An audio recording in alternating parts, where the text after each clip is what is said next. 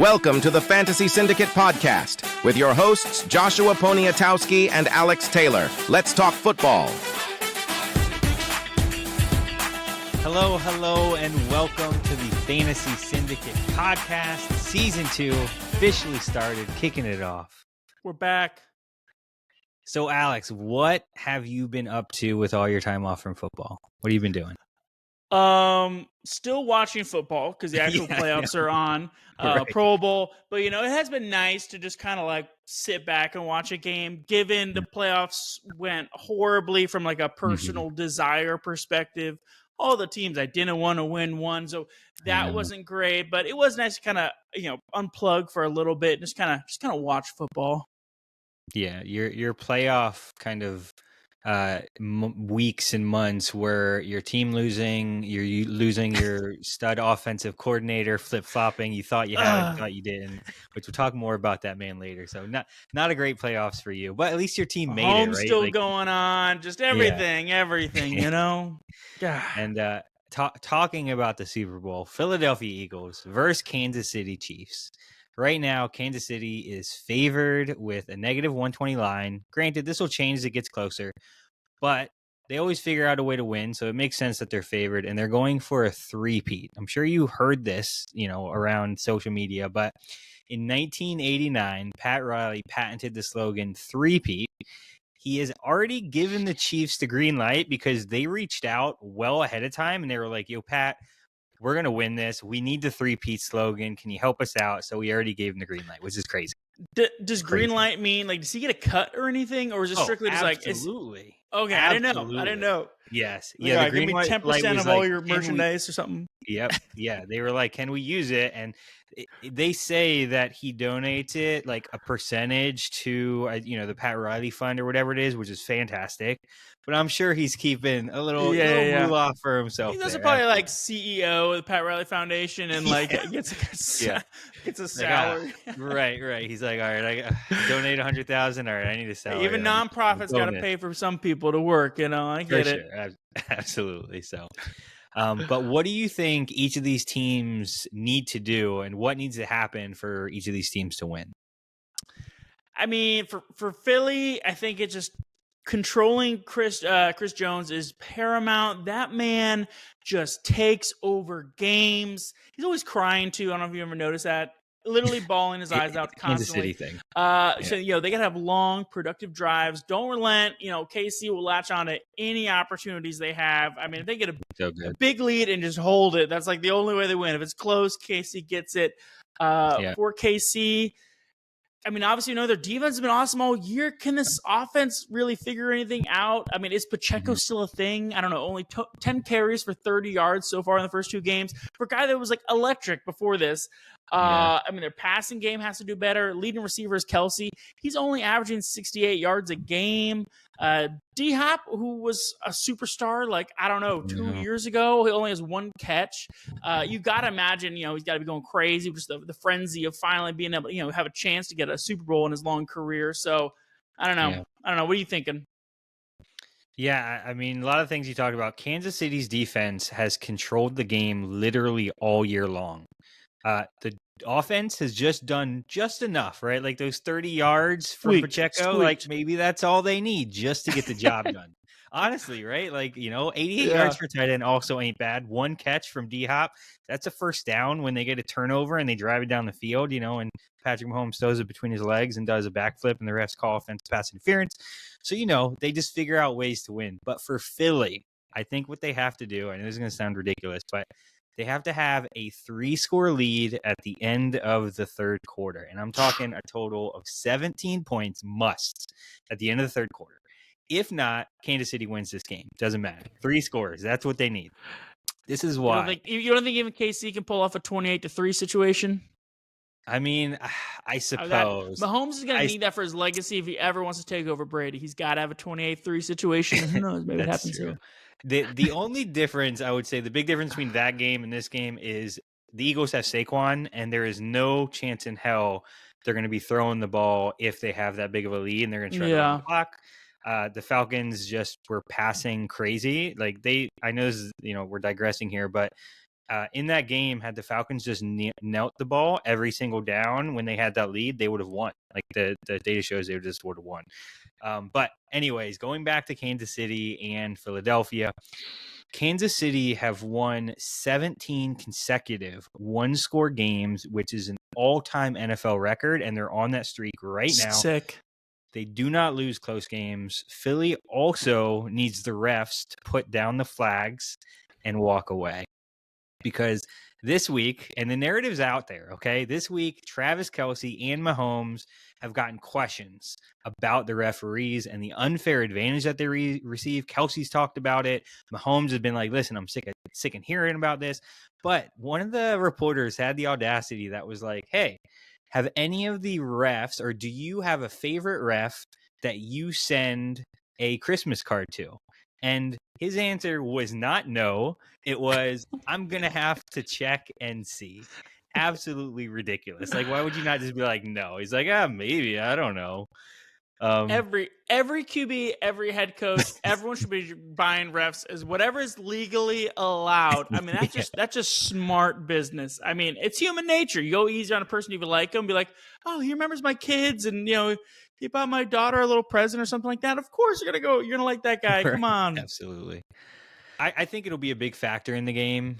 If push comes to shove, the refs are going to lean Kansas City. But the fact that the narrative is out there and that the refs they actually came out and made like a post on social media, and they were like, there is no favoritism to Kansas City Chiefs. Like, I didn't even know the refs had like a social media like person, and they came out and said all that. So I think, it'll have an impact and maybe it'll be a little bit more fair. But if they win, Taylor Swift's getting proposed on the 50-yard line. It's happening. I'm calling it right now. Travis Kelce, 3-peat proposal. I mean, dude, that would be insane from like us. Dude, NFL would blow their minds. But yeah, I think it's got, again, human nature. Like, the refs know they're getting a lot of heat. I think it probably starts as a pretty low flag, clean game, everyone's like, oh, it's a clean game. They just decided not to throw flags. You can throw flags whenever they want. Just wonder if they decide to or not. Or maybe there's like a couple early like big ones against KC just to be like, see, try to offset the other it, guys, and then it's like it's in their back pocket. That way, like if they do have to throw one, it's like, oh, but we gave you that pass interference in the first half, and it's everyone's in the like, first quarter versus the fourth. We don't care about that anymore. Driving, yeah, absolutely. Yeah, so maybe that. I mean, if that happens, that's going to be crazy. But I could see them doing that. Yeah, Kansas City gets the good calls, right? Like, there's a difference between a pass interference call first quarter, 7 minutes in, middle of the field, quarter, right? Yeah, exactly. 2 minutes when you're trying to score a touchdown to win the game. So. But all right, enough Super Bowl talk. We're going to talk some dynasty. We're going to talk some coaching changes. There's been a lot of movement around the league. So 94% of the league is officially done, enjoying Cancun. So the teams didn't want to wait to start making changes. There have been 25 coaching changes already that's going to impact this upcoming year. There's really only 5 openings left, obviously the Saints being a major one. What we did is me and Alex, we split it up. We went and looked at the 6 major head coaching changes, as well as, some of their coordinators, so that we could give you all some input. Also, we are keeping track of these changes on our draft kit. So if you're interested in that, you want access to it, we keep changes of offseason changes, coaches changes, free agencies, team players lost on the offensive line, defensive, all the things. So if you want access to that, let us know. Post, comment, hit us up, social, wherever. It's a great resource. Let us do all the hard work for you guys, Absolutely. All right, so Alex, you're going to start us off. You did the research on the Jets' new hire, Aaron Glenn. What did you figure out and find out about him? Veteran player, Aaron Glenn played 15 seasons in the NFL at cornerback, which in my opinion, it's got to be like one of the toughest positions for like that kind of longevity. 15 seasons, drafted first round, 12th overall by the New York Jets. And another kind of little fun fact, I totally did not remember this at all, but he was the 3rd player selected by the newly formed Houston Texans when they were in their expansion draft.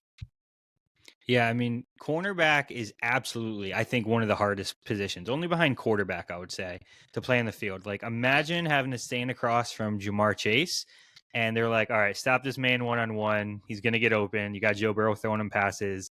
But was Aaron any good, like, at playing defense though, like, at all? You don't make 15 years in the NFL cornerback and not good. I mean, this man went 3-time Pro Bowler, known as a leader on off the field. But then, once he retired, he did kind of transition more into coaching, and he's now spent the last 4 years as the defensive coordinator for the Detroit Lions.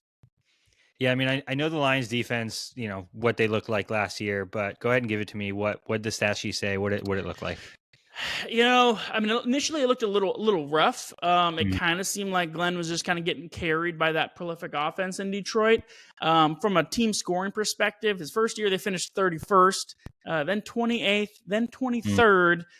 Finally, last year it kind of looked like it was going to be okay. They finished in the 7th, and that was despite dealing with a ton of key injuries.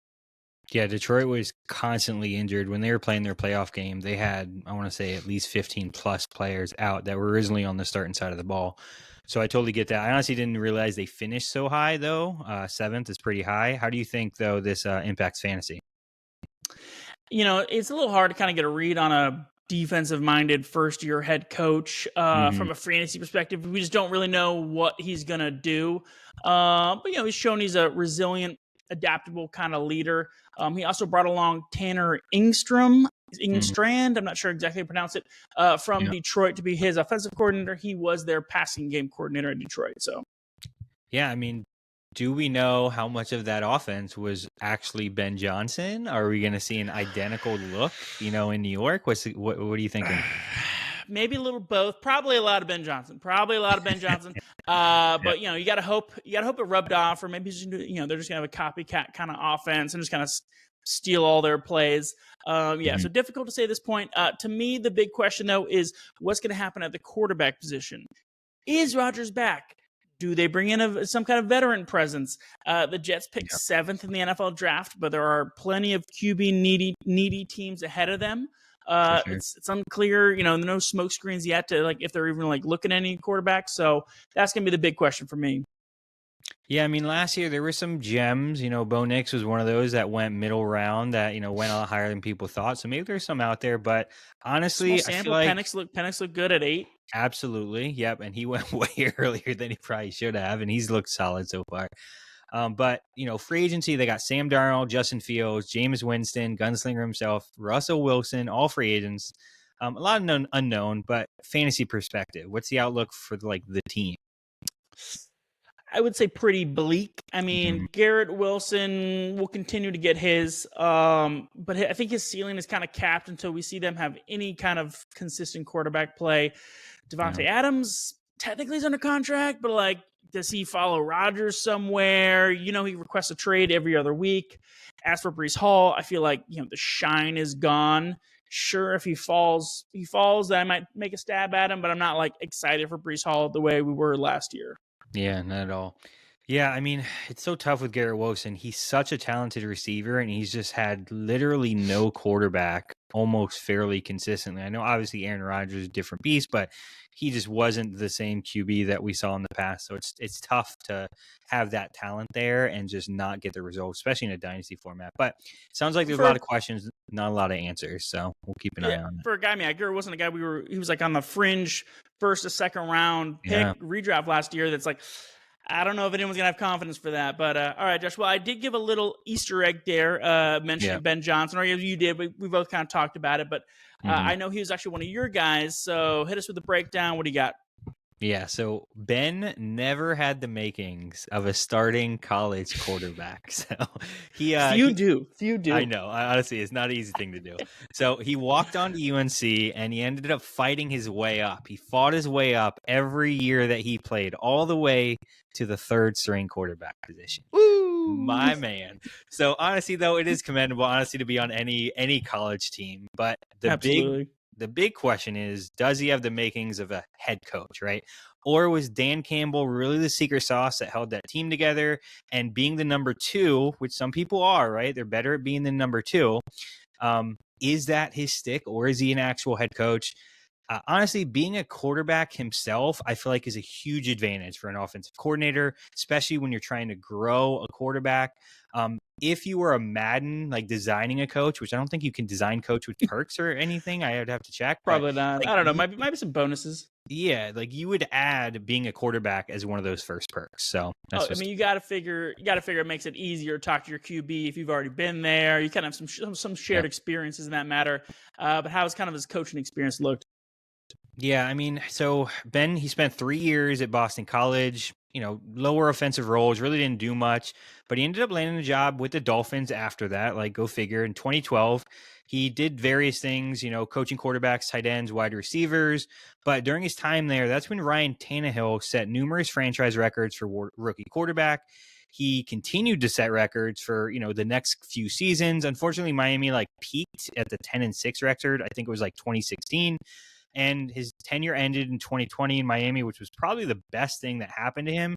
He ended up going to Detroit as a tight ends coach, and Dan Campbell realized, you know what, this guy needs to be more than a tight end coach, and moved him to offensive coordinator immediately. How's the data looked in Detroit so far? Yeah, so it let's just say it's looked real good. So listen to this.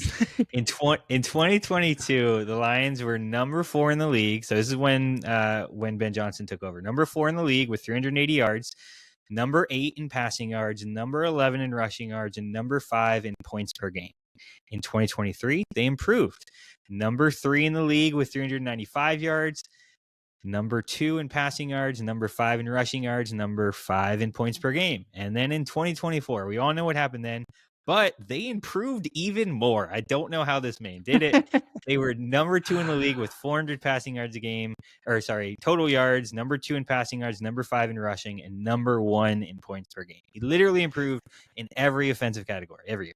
Yeah, I mean, Detroit's offense has been crazy for sure, especially from a fantasy perspective. Just feeding grounds. Doesn't matter. Just take any piece you can get. Just take it. It was going to pop off. But what kind of personnel sets were they rocking that we can kind of expect in Chicago? Yeah, so when you originally started in 2022, it was 11 personnel set, 3 wide receiver, 1 running back. For those of you, don't know that terminology, it was about 60% of the time. But this ended up decreasing as time went on. So in 2024, it dropped to about 52%, almost 50%. But this absolutely had to do with them drafting Jameer and them having David Montgomery, 2 stud running backs. There's no reason why you wouldn't feed them the rock. So he used those 12 personnel sets, which is 1 running back, 2 tight ends, about 32% of the time.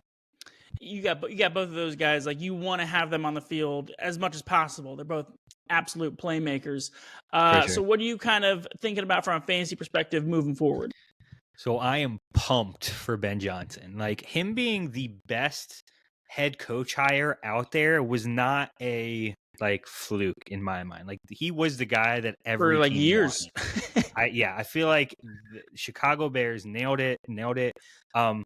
This elevates Caleb Williams, Rome Odunze, DJ Moore. Keenan Allen is also a free agent.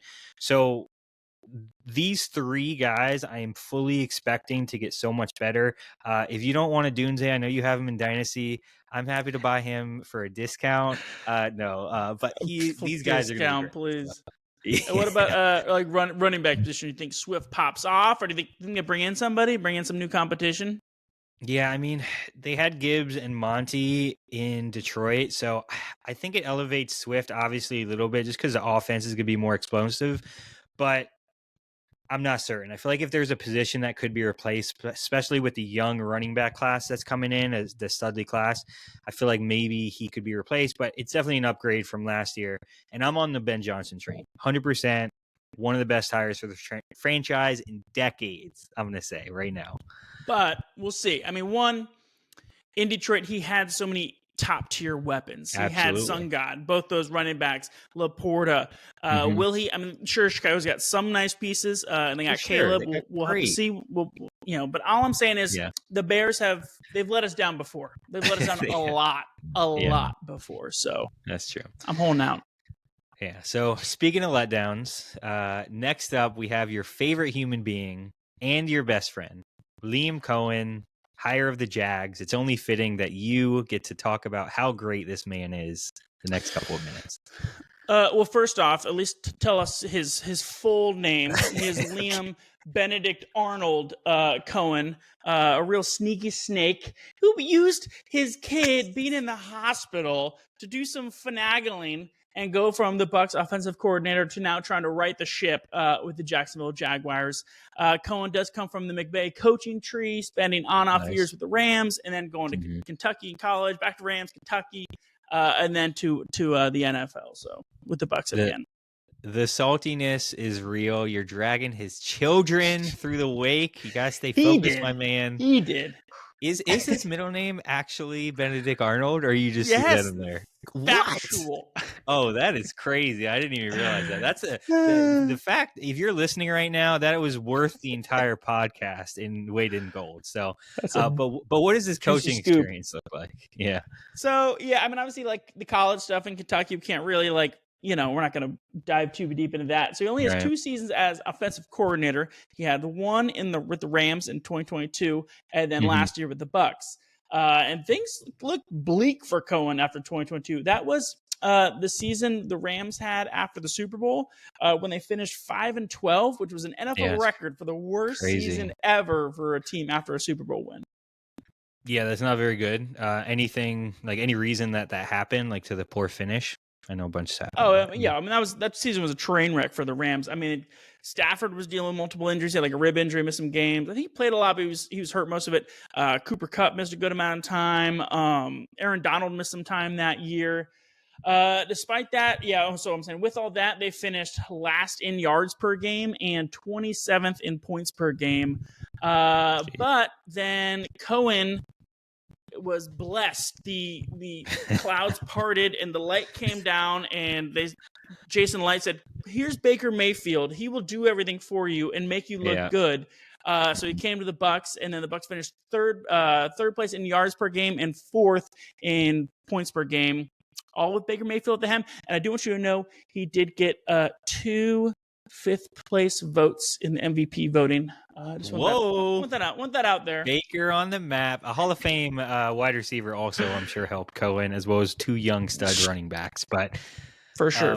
They were a beast. Like the Bucs were a beast. And it's interesting to see what happens. But like, what does this mean for the Jaguars? Because he's now their new head coach, 2025.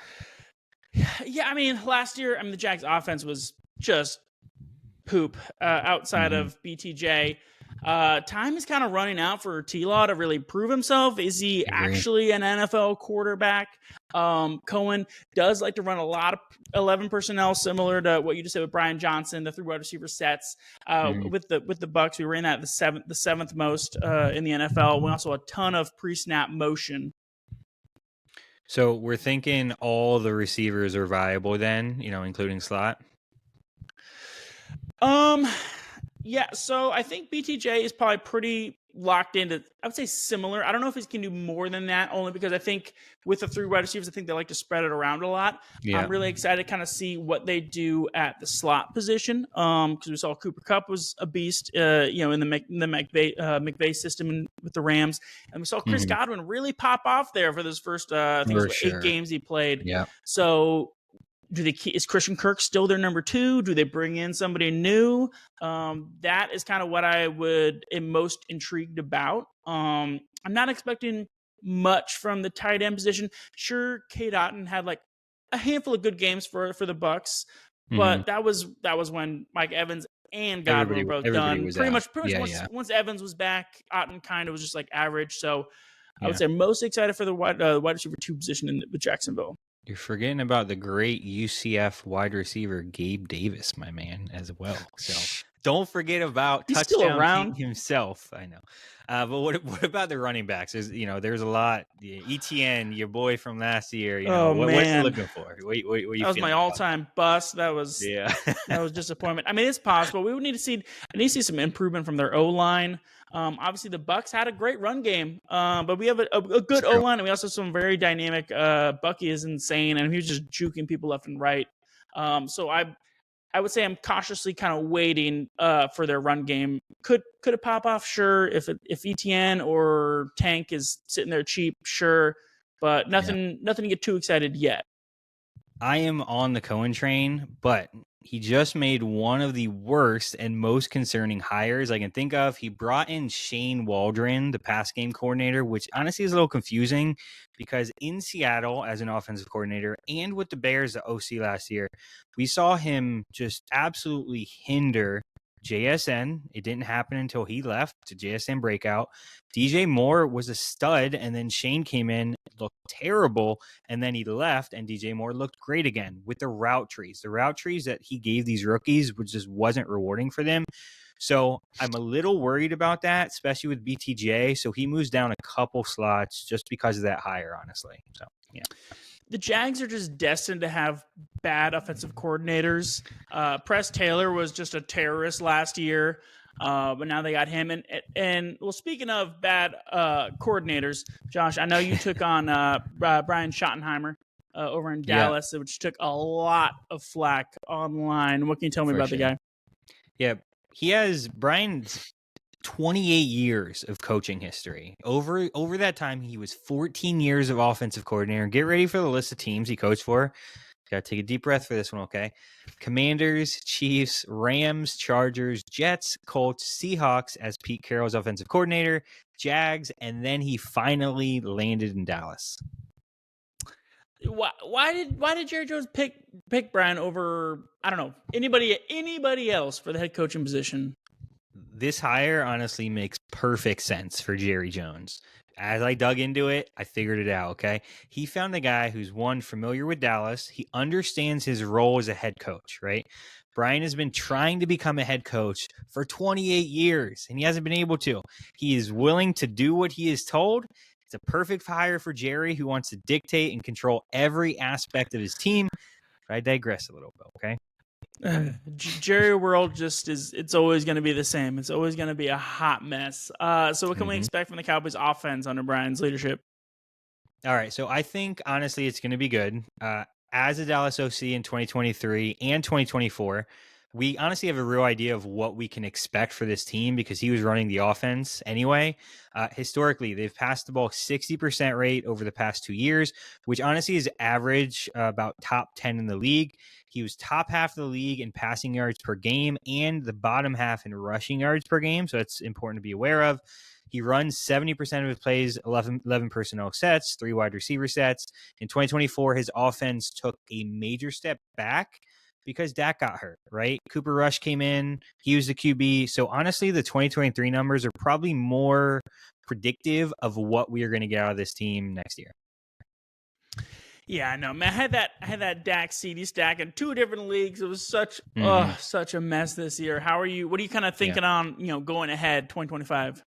Yeah, I'm buying low on Dak Prescott. He's been hurt. The community as well is undervaluing him because, one, the head coaching change, but also because he hasn't played in a while. So I'm buying him. If I can get him in Dynasty for, somewhat reasonable, I'd even do a fair trade right now. Like, I would absolutely get it. He's going to be in a pass-heavy offense. CeeDee Lamb, Jake Ferguson are also really the only other viable targets I'd consider. I think all 3 of these guys are going to continue to thrive and honestly put up respectable points next year in fantasy.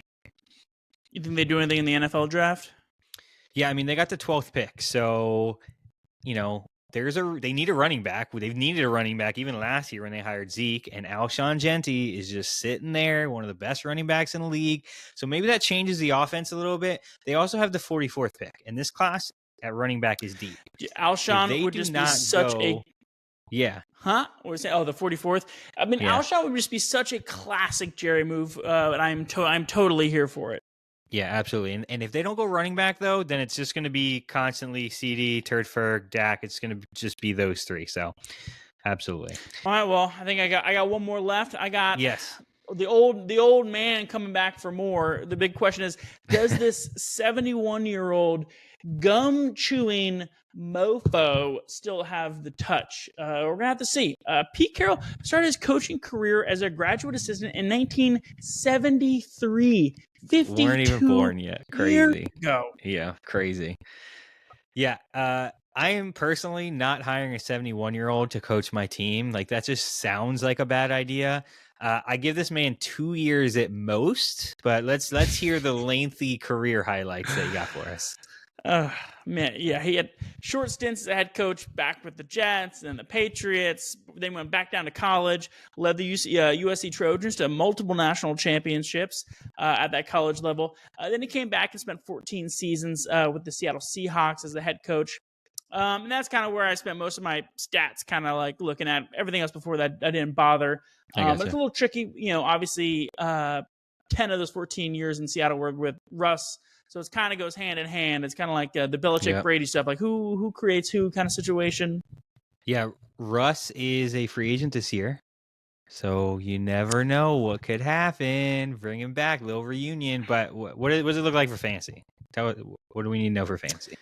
A little. I don't know. Good, not great. Over his 14 years, his offense had an average finish of 12th in a scoring position, but only cracked the top 5 once. So good, not great. Like what you're gonna get. He produced 9 top 10 QB seasons, 5 top 5 ones. Mostly all that was Wilson. At a running back, he had 5 top 10 seasons, 4 top 5 seasons. Okay. All of that was Marshawn Lynch, except for one Chris Carson in there. Beast mode. Wide receiver, he had 4 top 10 seasons, kind of a little bit everybody.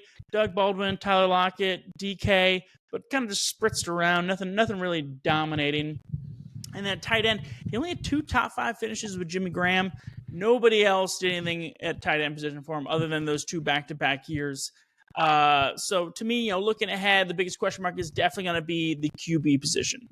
Yeah, and I mean, Brady is majority owner now, and that's one thing that the Raiders didn't have before. They're probably not going to have terrible QB play. What options they have, maybe in the draft, or Yeah, I mean, is Minshew or AOC is not going to cut it in 2025 with Brady, hovering over the back of Pete Carroll. Get these guys out of here.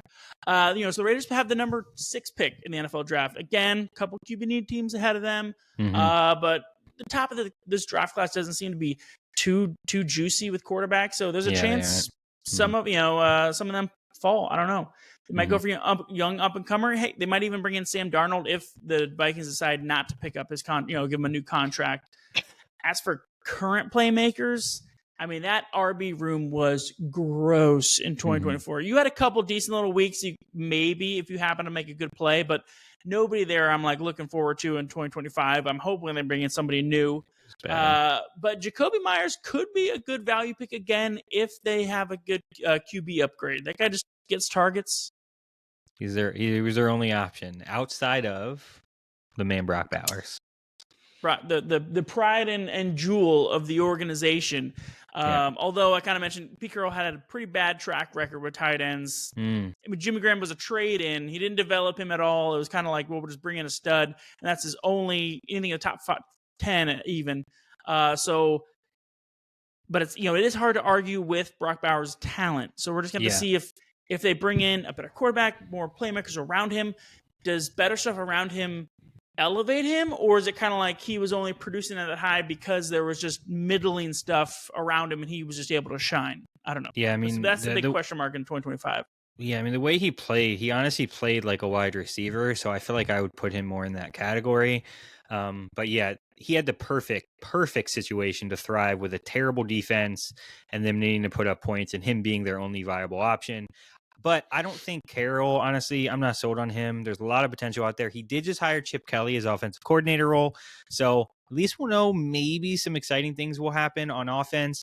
But the QB is really going to come down to that position. And if they don't get any help at wide receiver, Jacoby is an absolute buy for a value, for sure. And again, just from the amount of targets he's getting. Yeah, for sure. Just because of opportunity. And Russell Wilson, are they getting reunited? What do you think? I do not think so.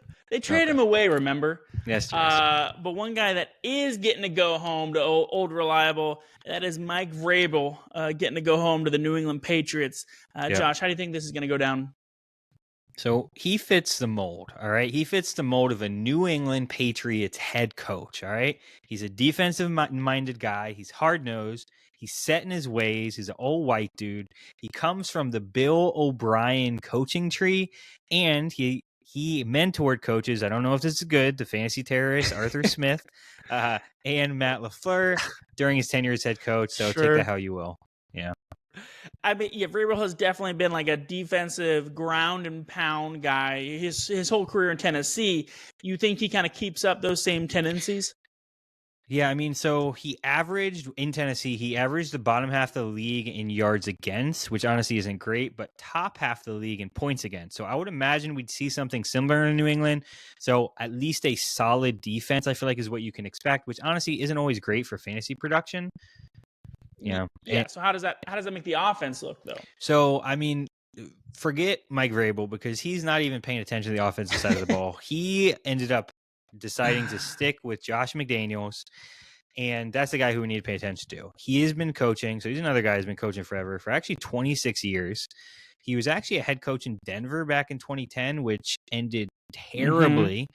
Same with the Very Raiders poorly. coaching job that he had. Yep, wasn't great. Yeah. And we honestly know him best because of his time with New England, but that was with Brady. Like, he had one of the greatest quarterbacks of all time, and he was running their offense, which really means Brady was running the offense.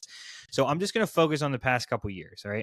McDaniel's offense has had the lowest yards per game and the lowest points per game. He has been terrible, one of the worst in the league for 3 straight years. It's been so bad. He's the guy that just won't go away. I don't know how he keeps he's just the ultimate con man apparently. They do have Drake May this year, so that's like, who knows? Like, and he looked decent, not great, but they had nothing around him. Yeah, but it's at least a little bit of excitement having Drake May there. I mean, Drake May did show small flashes, promise rookie QB, still wasn't great. He literally played 13 games. He threw 10 interceptions. His legs were supposed to be the saving grace. He was still sacked 34 times, which is about a 10% sack rate, which is terrible. He's top half of the league in sacks, and he had almost 200 less attempts than some of the other guys in the league. So it's just not good. You can't deny there was nobody around him worth anything. Like, if your receivers aren't Agreed. getting open, like, it's rough. It was rough. He had a rough draw. So looking ahead, 2025, how, from a fantasy perspective, what are you thinking? If I have Drake May in Dynasty, Ramondre, and any other Patriot, I am selling them. I am selling every single Patriot that I have on my team. I don't want anything to do with Josh McDaniels. I don't want anything to do with that offense. I don't think the magic is going to happen again. And you're probably only going to have this year until that Brady magic lingers and goes away, until they figure it out. So I'm getting rid of these guys right now. Vrabel had at times some decent offenses in Tennessee, but he also had King Henry. So, he's not going to have that in New England. I mean, I like Ramondre, sure, but like, he's no prime King Henry just taking games over by himself. So I'm not really expecting anything really close to that level. All right, well, that's going to do it for us with our first episode back. If you like what you heard, give us a like and subscribe. If not, just thanks for hanging out. Appreciate y'all listening. Till next time, as always, go steal a championship. See y'all later. Peace.